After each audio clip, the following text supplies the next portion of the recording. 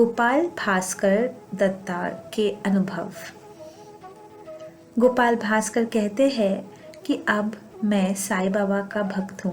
1917 में जब मैं औरंगाबाद में था तो मुझे बाबा से मिलने का बहुत मौका मिला, क्योंकि मैंने बाबा के बारे में बहुत सुना था।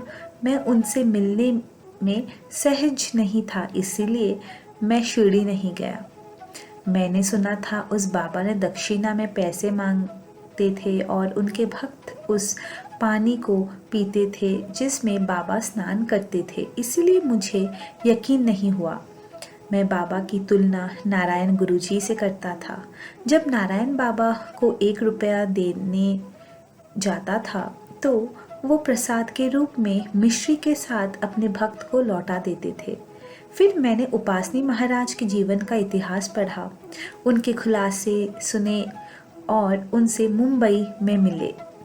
इसके बाद मैं 1931 में साकुरी गांव गया और उपासनी लीलामृत पढ़ा, जहां मैं साकुरी से साईं बाबा के बारे में जानकारी प्राप्त करता था। मैं शिरडी गया और मैंने द्वारकामाई में बाबा की तस्वीर देखी और बाबा की आँखों और द्वारका माई के माहौल ने मुझे इतना आकर्षित किया और शब्द मेरे ओर से प्रवाहित हुए मुँह से, और कुछ ऐसे शब्द प्रवाहित हुए मुझसे, यहाँ मेरे भगवान हैं। मैंने साई लीला पत्रिका को पढ़ना शुरू किया, मुख्य रूप से श्री अन्ना दाभोलकर द्वारा लिखित बाबा भक्तों के अनुभव।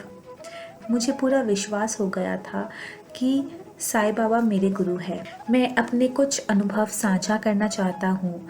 मेरे घर में एक महिला थी जो जोड़ों के दर्द से पीड़ित थी। उसने कई दवाइयाँ ली लेकिन कोई फायदा नहीं हुआ। मैंने उसे श्री दाभोलकर द्वारा लिखित पुस्तक दी। वो अध्याय पढ़ रही थी जहाँ बाबा सांप के मुंह से एक मेंढक की जान बचाते हैं। कुछ देर बाद महिला सो गई।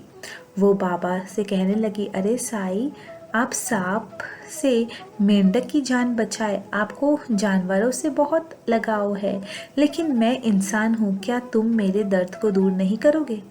तभी दीवार पर एक फोटो से आवाज़ आई और कहा, क्या आप मुझे दशहरा के लिए 5 रुपए दक्षिणा में देंगे? तब महिला ने कहा कि यदि आप मुझे दर्द से राहत दे तो मैं करूँगी। महिला जाग गई और बाबा को दक्षिणा के रूप में 5 रुपए भेजे। उसी शाम से उन्हें दर्द से राहत मिल गई। ये घटना 1932 में हुई थी। अगली घटना 1932 में बाबा मेरे सपनों में आते थे।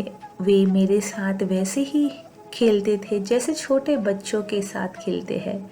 एक बार मेरे सपने में उपासनी महाराज ने बाबा से मेरी मदद करने के लिए कहा और बाबा सहमत हो गए।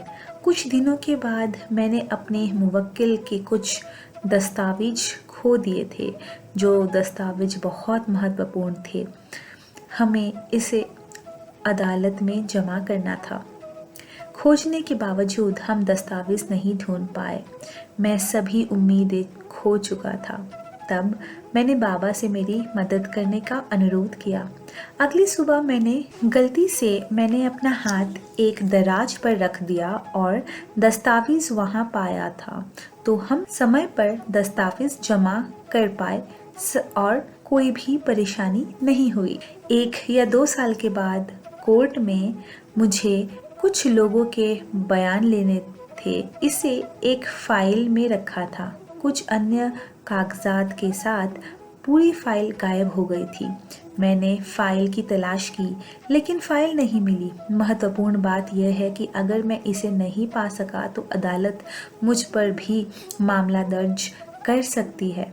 उस समय एक वारकरी, जिसे भक्तों का एक समूह कहते हैं, जो बाबा के दर्शन के लिए उस जगह से जहां वे रहते हैं वो मेरे घर आए। वारकरी के सेवा बड़ी भक्ति के साथ की और बाबा से फाइल खोजने में मेरी मदद करने के लिए कहा। अगले दिन वारकरी घर से चले गए। अचानक मुझे पता चला कि फाइल कुछ अन्य फाइलों के बगल में फंसी हुई है और मैंने फाइल को अदालत में जमा कर दिया। एक बार ऐसा हुआ कि कुर्ला मुंबई में मैजिस्ट्रेट अदालत में वकील रहे बाबा के भक्त श्री नाना नाचने ने मुझे अपना अनुभव बताया। कुछ समय पहले नाचने की बुआ का देहांत हो गया था।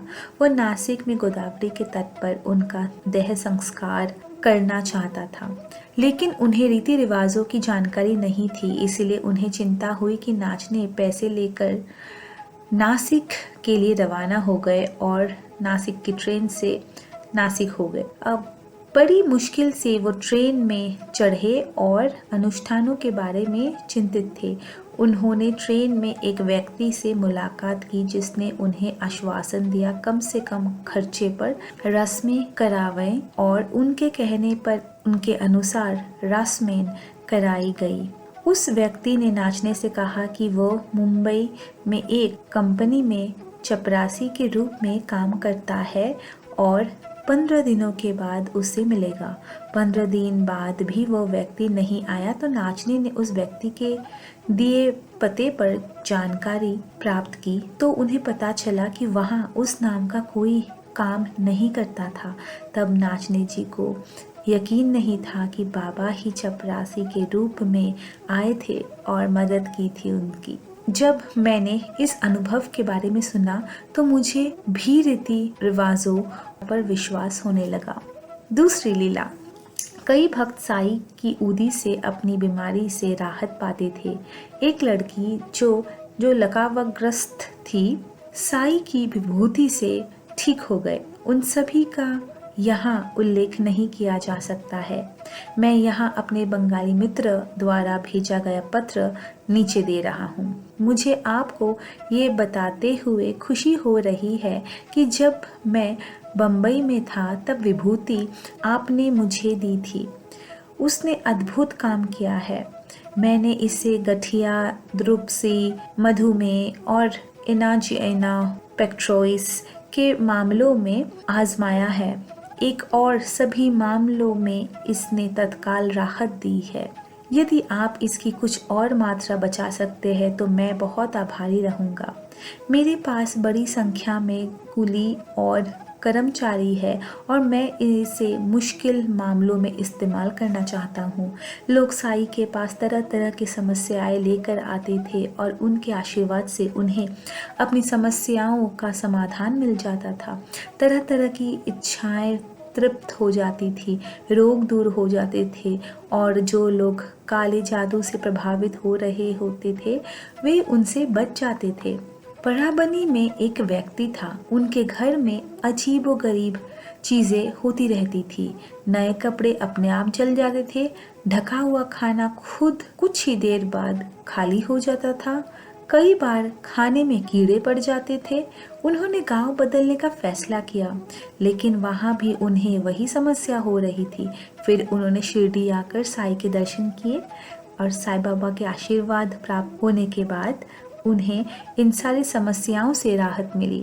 एक पारसी सज्जन का बेटा खो गया था।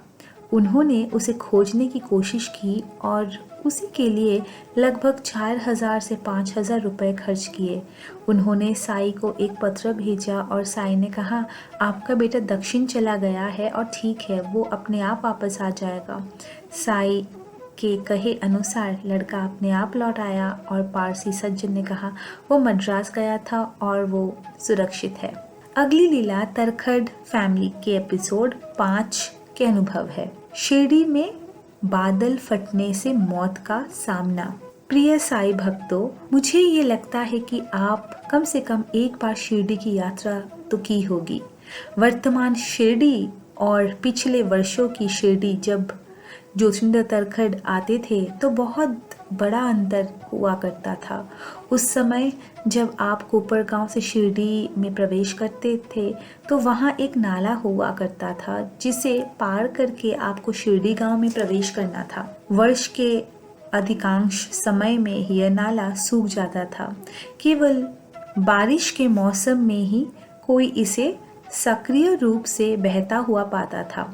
वर्तमान में मुख्य सड़क पर इसके ऊपर एक छोटा पुल मिलेगा। उन दिनों ग्रामीण इस नाले के किनारे अपनी सुबह की कर्तव्य करते थे।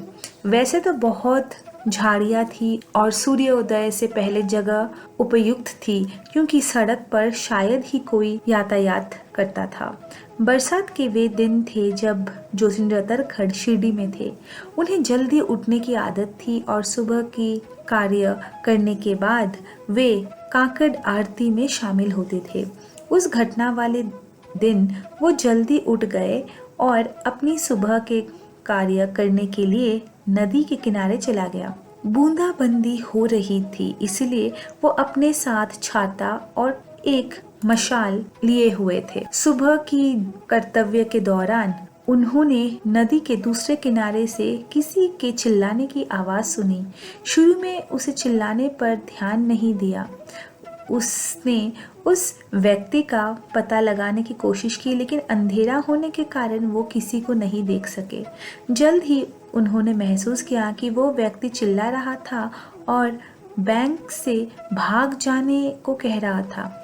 वो मराठी में चिल्ला रहा था और कह रहा था, लोंधा अलारे आला पाला।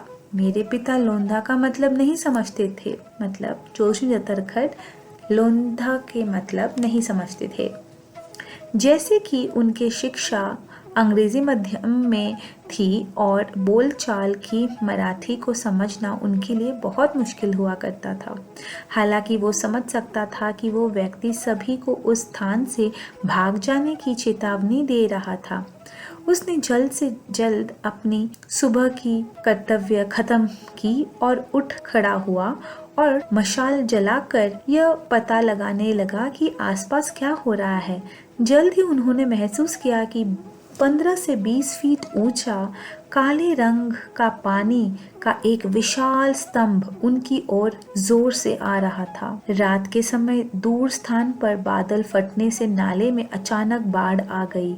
उसने महसूस किया कि उसका अंत निकट था और वो बाबा मेलो माला बचावा कहते हुए चिल्लाया, जिसका अर्थ बाबा मैं मर रहा हूँ और कृपया मुझे बचा लो। उन्होंने अपनी आंखें बंद कर ली और बस उसी जगह में खड़े होकर हर समय बाबा का नाम जपते रहे। कुछ समय बाद उसे एहसास हुआ कि वो बह नहीं गया और वो अब भी जीवित था। उसने अपनी आंखें खोली और जो उसने देखा वो अविश्वसनीय था।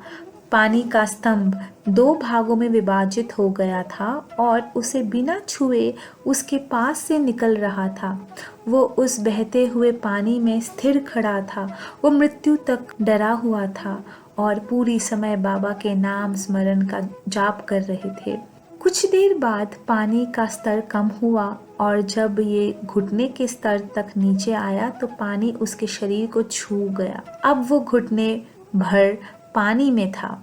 वो अपने चारों ओर पेड़ों की शाखाओं, झाड़ों, मवेशियों आदि को उस बाढ़ के पानी से गुजरते हुए देख सकता था। उन्होंने वहाँ बाबा को धन्यवाद दिया और तब उन्हें एहसास हुआ कि केवल बाबा ही उन्हें उस निश्चित मृत्यु के स्थिति से बचा सकते थे। फिर वो धीरे धीरे उन घुटनों तक गहरे पानी में से होकर वापस चला गया। वो उनकी ठहराने के स्थान पर आया और स्नान किया। कहने की ज़रूरत नहीं है कि उस सुबह वो काकड़ आरती से चूक हो गए थे। उसने अपनी माँ को बताया कि उस सुबह उस पर क्या गुजरी थी। उसने उसे सलाह दी कि क्योंकि बाबा ने उसे मृत्यु के जबड़े से बाहर निकाला है, इसीलिए उसे तुरंत बाबा के पास जाना चाहिए और उन्हें धन्यवाद देना चाहिए। वो तुरंत द्वारका माई की ओर बढ़े और जैसे ही वो हाथ में पूजा सामग्री लेकर सीढ़ियाँ चढ़ रहा था, बाबा ने उसे ऊंची आवाज में बात की, अरे भाऊ, आज सुबह सुबह मेरी मदद के लिए क्यों चिल्ला रहे थे और क्या तुम मौत से डरते हो? मेरे पिता मतलब जोगिंदर तरखड़ उनके चरणों में गिर गए और बाबा से कहा कि वे सब कुछ जानते हैं, वे सर्वज्ञ है और उनके जैसा साधारण व्यक्ति अपने सामने निश्चित मृत्यु को देखकर डरने के लिए बाध्य है। फिर बाबा ने उसे कंधों से पकड़कर उठा लिया और कहा, अरे भाऊ उठो, मैं तुम्हें मारने के लिए शिरडी नहीं बुलाता हूँ। कृपया याद रखें कि आप इतनी आसानी से नहीं मरेंगे, क्योंकि आपको भविष्य में बहुत सारे रचनात्मक कार्य करने हैं। प्रिय साईं भक्तों, मैं जानता हूँ कि हम जैसे आम लोगों के लिए इस तरह का अनुभव को समझना मुश्किल है। फिर मेरे जीवन में जोशिंदा तरखड़ के जीवन में एक विचारोत्तेजक घटना घटी, जिसका वर्णन अब हम करेंगे। अगर मुझे ठीक से याद है तो सन 1962 बांद्रा में न्यू टॉकीज में एक बेहतरीन फिल्म चल रही थी। फिल्म का नाम था 10 आज्ञाएं। इस फिल्म का 10 कमांडमेंट्स। इस फिल्म का निर्माण हॉलीवुड के सबसे प्रसिद्ध निर्माताओं में से एक सेसिल बी डेमिल ने किया था।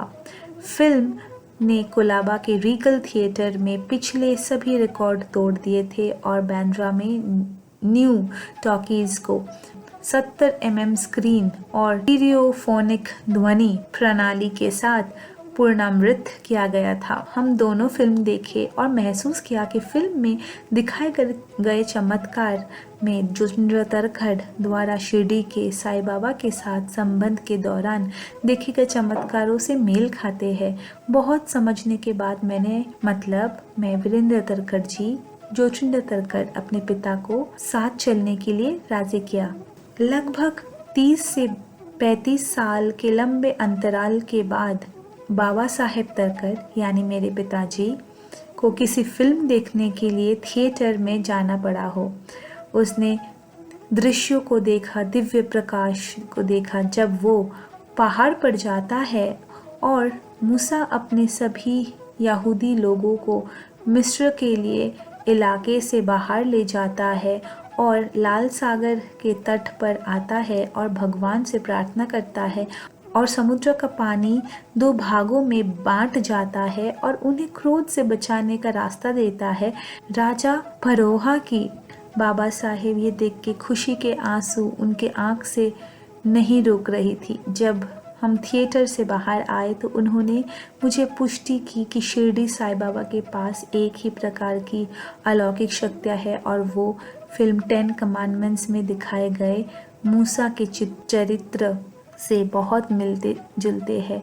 उन्होंने आगे कहा, वीरेन, कम से कम अब आपके पास ये विश्वास करने का कोई कारण है कि मैं शिरडी के साईं बाबा के साथ मिलकर कितने अद्भुतपूर्व अनुभवों से गुजरा हूँ।